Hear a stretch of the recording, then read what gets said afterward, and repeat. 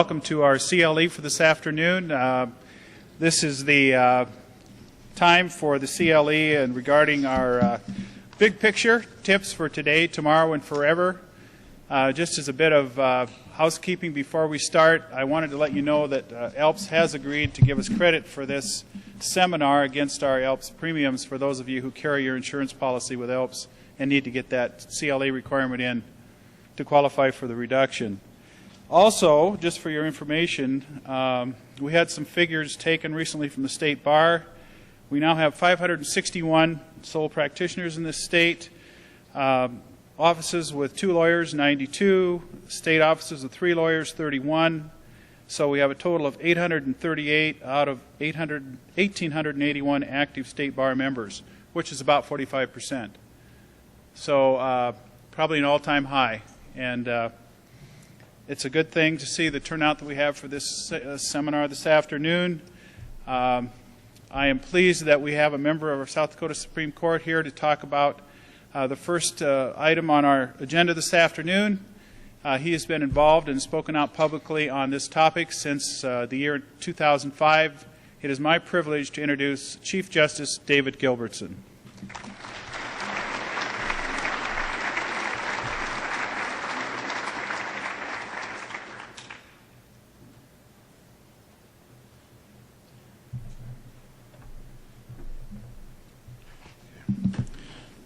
Good afternoon.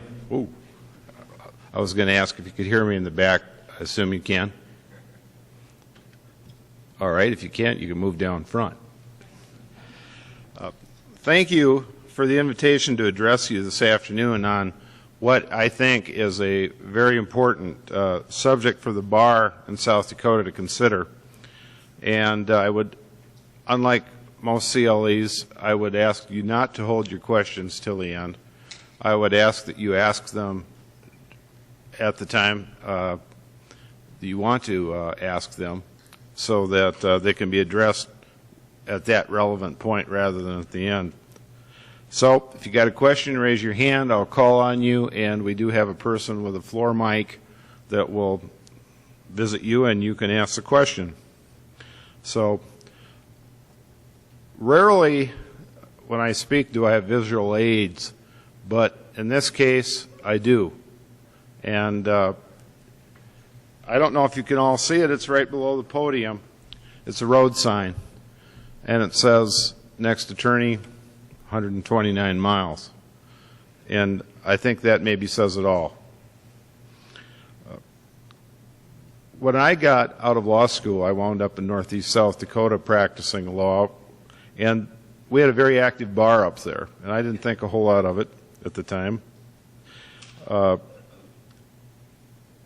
as time went on and I became a member of the judiciary, it started to dawn on me that there weren't quite as many attorneys in the rural towns as there used to be, but it still was an active bar.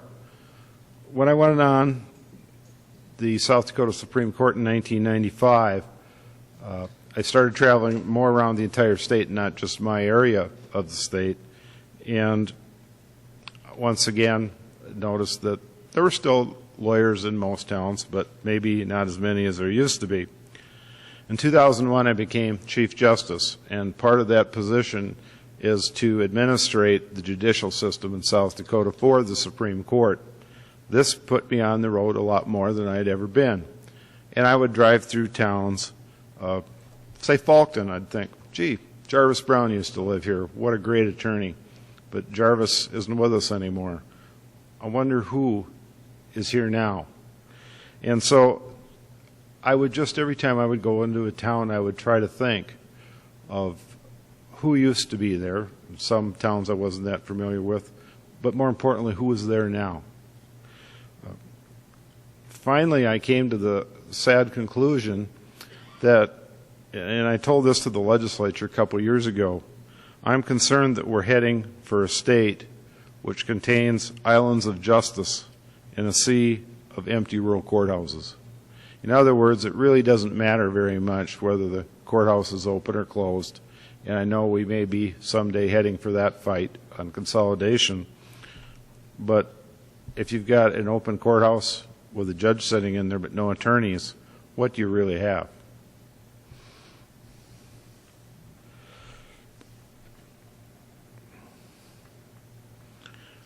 I guess maybe what really brought it home to me, along with the obvious trips through the town, is one day I went and saw Tom Barnett, and I said, "Can I have a 1985 bar directory?"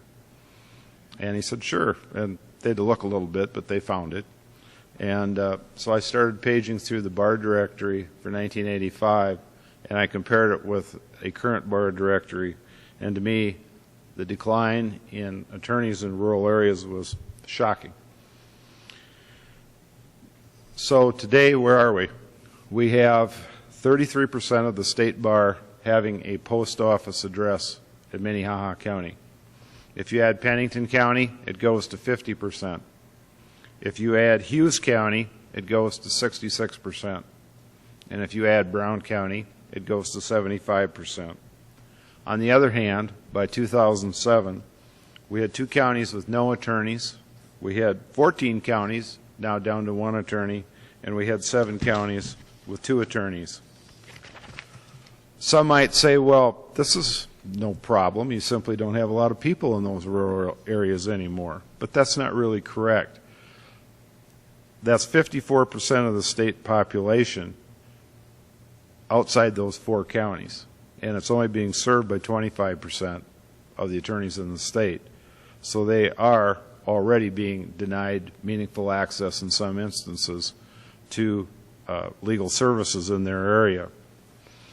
There are other issues for concern. In many of these towns, the attorneys that are still there are aging out. I talked to an attorney in Northeast South Dakota probably a month ago, and he told me, he said, if you look in the bar directory, it shows 5 attorneys in our town. But he said, I'm the only one that's practicing full time. I also got a list of the young lawyers from the state bar, and if I counted correctly, there are 549 young members of the young lawyers. Only 149 of the 549 are not in those core 4 counties. And you've got to remember that that means of the 149, a lot of those attorneys are not in what are really rural areas. That would include Brookings, Yankton, Mitchell, Huron, towns like that. If I counted correctly, there were only 58 young attorneys in rural areas out of the 549, which means only 10%. And to make matters even worse, a lot of them clearly were not in private practice. They were in what I would call specialty practices, such as tribal prosecutors, legal aid attorneys, in positions like that.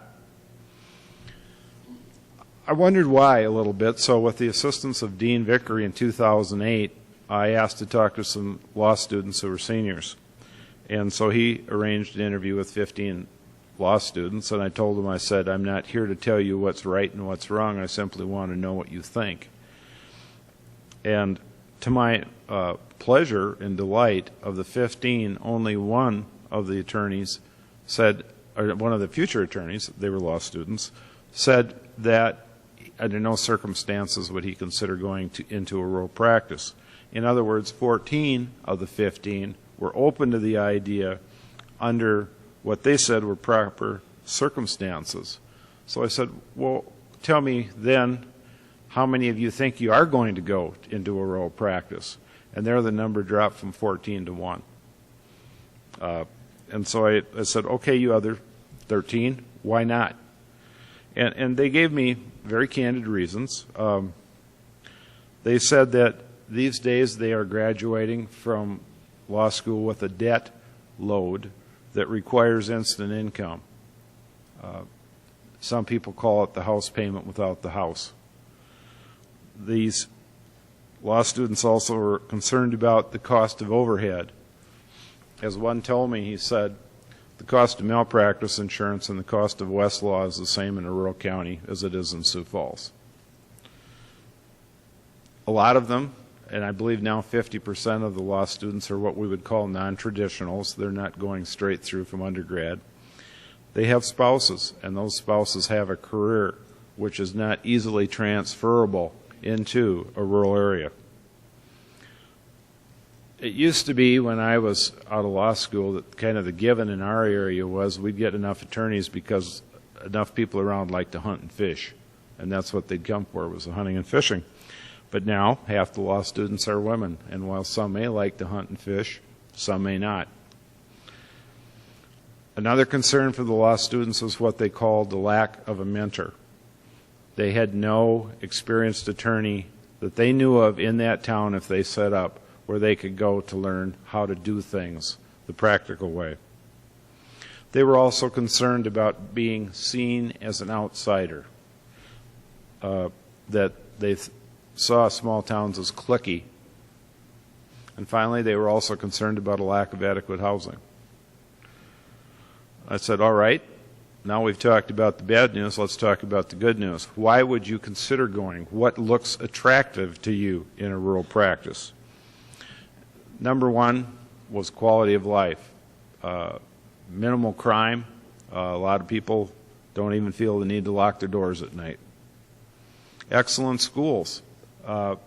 They saw the lack of discipline problems, the lack of drugs, as a plus for small communities. The individual instruction that the small size classes allows each student to get. Finally, they've also said they like the more genteel way of life, what they characterized as no cutthroat competition, which they believed existed in some of the more urban areas. And all this is anecdotal to me. I had no statistical basis for really saying any of it. It was just my observations. But a law student named Sarah Larson did do the statistical work. She polled 127 law students about 2008, and 87% of them said under the right circumstances they were interested in a rural practice, confirming what I had found in my visit with the 14 law students, is that it's the circumstances that are really the challenge, not a mindset that says, in no way will I go to a rural area for a rural practice. I also went and talked to the County Commissioners Association, and then I talked to their board of directors. And quite frankly, going in, I didn't know what kind of a reception I would get, maybe indifference. And believe me, they've got the message. I was just talking to Mike Ortner before we started. Mike's a longtime county commissioner down in Fall River County, and at one time he was the chair of the County Commissioners Association. And in many counties now, the county commissioners are having to pay mileage for not only a state's attorney to drive in, but also the court-appointed attorney if it's a criminal case, and then they have to pay the mileage and time to go home. So they are very interested in establishing a local bar where they can get access to legal services and also hold down the cost to taxpayers. In checking with the Municipal League, they tell basically the same story, that they get frequent inquiries from municipalities looking for a lawyer. They one close that they can access when they need to, or on a reasonable access, rather than having somebody drive in for 100 miles. So, any questions at this point? Okay. So what do we do about it? We got a problem. And one of the things that came to mind, and it certainly doesn't originate with me because it's been used in South Dakota successfully for a long time in medical schools, for physicians' assistants, nurses, and dentists, and that's slots. I went and talked to the dean of the law school and to President Abbott at USD, and I said, what would you think about creating 5 slots at the law school for rural practice students? And I said, I'm not asking you to let in people for these slots that ordinarily couldn't get in academically, but what about 5 slots, and I just picked 5 out of it. The air is an arbitrary number. What would your reaction be to that? And both of them said, well, obviously the devil's in the details. They were open to consideration of it. If you say you had 5 slots a year for a rural practice, well, within 3 years, that's 5 new lawyers into a rural area in South Dakota in 10 years, you've come up to the figure of 50 new lawyers in those rural areas. I also talked to the students at orientation their first day at law school. The first thing they see when they come to law school is me for 3 hours talking on professionalism. And at that early point, I'm already trying to at least tell them to keep an open mind on the potential of considering a rural practice once they graduate the law school. We do have some givens, and I think we have to be realists about it. Givens such as I think there's little likelihood of substantial state financial help. The state is not flush with money right now, and it's not anticipated in any time in the future that they will be. If they do get additional funds, clearly there are a lot of worthwhile demands on that money. So I think we have to approach the problem with the idea that the state simply can't write a check to make this problem go away. I think we also are very well aware that rural populations will probably not increase in the foreseeable future, that they will at best remain stable, they may continue to decline, and that the population will become older. On the other hand, many of these rural citizens do not have the ability to travel significant distances for legal assistance, especially the senior citizens. And we're seeing more of them all the time in the rural areas. We have our criminal venue statutes, which still, no matter how rural the county, guarantees you the right to be tried in the county in which the crime is alleged to have occurred. And we have the open courts provision of the state constitution, which basically says that if you have a claim that's cognizable under our civil code, you have the right to have it heard in court. Now, after talking about this problem in various public venues for several years, the state bar decided that they would come up with a task force to address the problem. And that has been an ongoing project. This year, Bob Morris, President Pat Getzinger, and others have been very active in attempting to define the problem and then seeing, well, what can we do about it? And they've come up with a three-pronged approach to address the problem. And this approach falls within the parameters of the givens that I just talked about. Probably not a lot of state help, probably not going to be a population explosion in these areas, and it's going to be an aging population at that.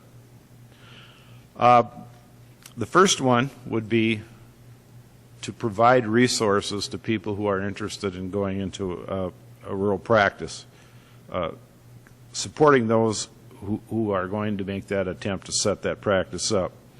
This could be in the form of providing access to Dakota Disc, forms, setting up that mentorship, which is so crucial in the eyes of the graduates to making it or not making it in a rural area, and involving them in young lawyers' organizations so that they can at least communicate with people of their own age group and maybe share with others what's working for them and what isn't.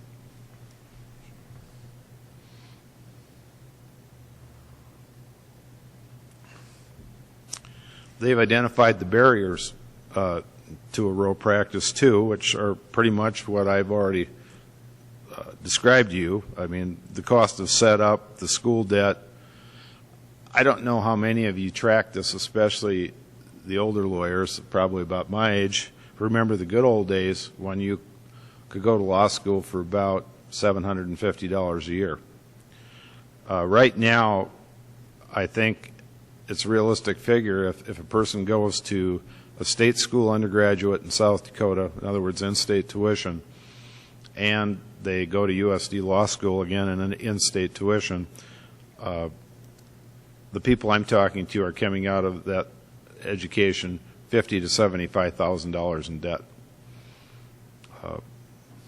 And the bill comes due immediately upon graduation, at least as far as making payments. Also, the bar is looking at potential ideas such as the use of the internet to access files, which gives you a much less expensive way to access calendaring, your schedule, billings, and hopefully other programs that lawyers need to run a successful private practice. The second component that the state bar is looking at would be to develop incentives to locate in rural areas. I think it's absolutely crucial that the rural community has to buy in. They have to want to have attorneys come to their area. You simply can't drop one in. And I think in talking with the county commissioners, with talking with the municipal people, that interest is there. It may be stronger in some communities than in others, but I believe it's there. But they have to buy in, the same as they would to get a doctor in town or to get a dentist in town. I think we have to talk to students, and especially local students at the high school level, maybe even junior high, clearly college. One night I was attending a bar meeting in my home area, Glacial Lakes Bar Association, and every attorney standing there that night in our conversation was practicing in a county they grew up in. Not one person had been raised somewhere else. So look around you in your home counties. Who might be somebody who is interested in becoming a lawyer and also interested in returning to their hometown to a practice? I would also put under this developing incentives approach the law school slot idea. I think it's worth pursuing. And also trying to overcome a little bit of a perception out there that it really doesn't matter if we have a lawyer in the flesh, because we now have ITVs. That you can simply, if you need a lawyer, you dial him up on two-way TV. He might be 100, 200 miles away, and you'll get the job done that way. Well, I think if any of you have spent any time in a rural setting, it's very evident lawyers provide leadership, and in many organizations, they may be the school board attorney, the city attorney, working with economic development.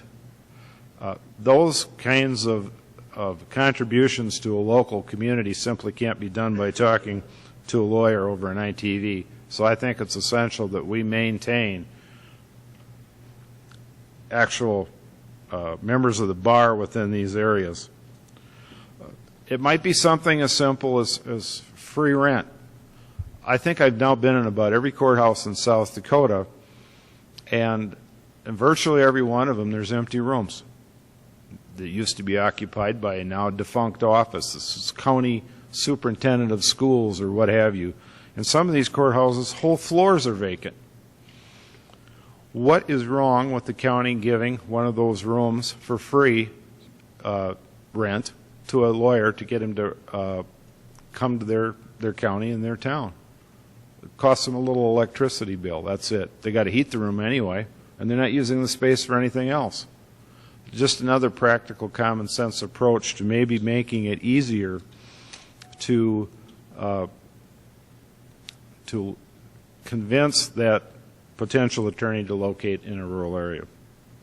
And finally, the third component the state bar has identified is bring everybody together in one place.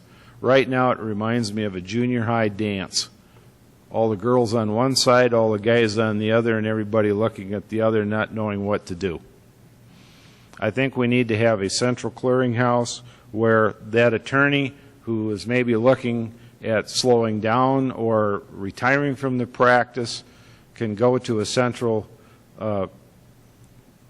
place and make contact with law students who may be interested in moving into that community.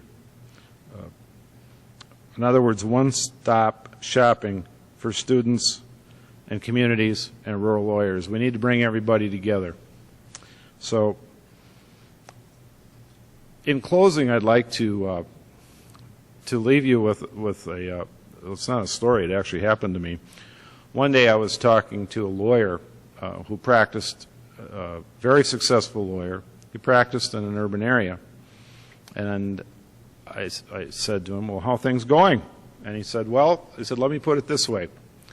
For 50 years, this town has literally looted every small town around us. We have told them, come and shop at our stores. Come to our doctors. Come to our lawyers. Come to us for everything you need. Well, we were good at it. In fact, we were so good at it, there's no business community left in those small towns. And because there's no business community left and the farms got bigger, there is no population left. In other words, he's told me there is no more small towns for us to loot. Now it is our turn. So that's what I have to say today. I hope that we give it a lot of thought. It's a big problem. I don't think it's insoluble. I'm an optimist. I like to think that we have enough lawyers in South Dakota, but we don't have them all where they need to be. So I would like to thank you for your time, for listening to me, and before I step down, has anybody got any questions? Mike.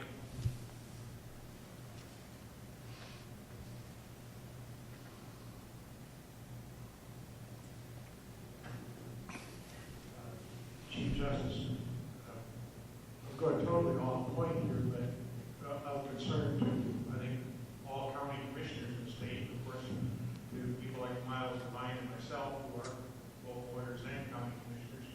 What's the current status of the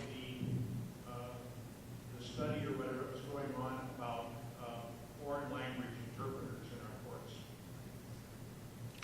All right.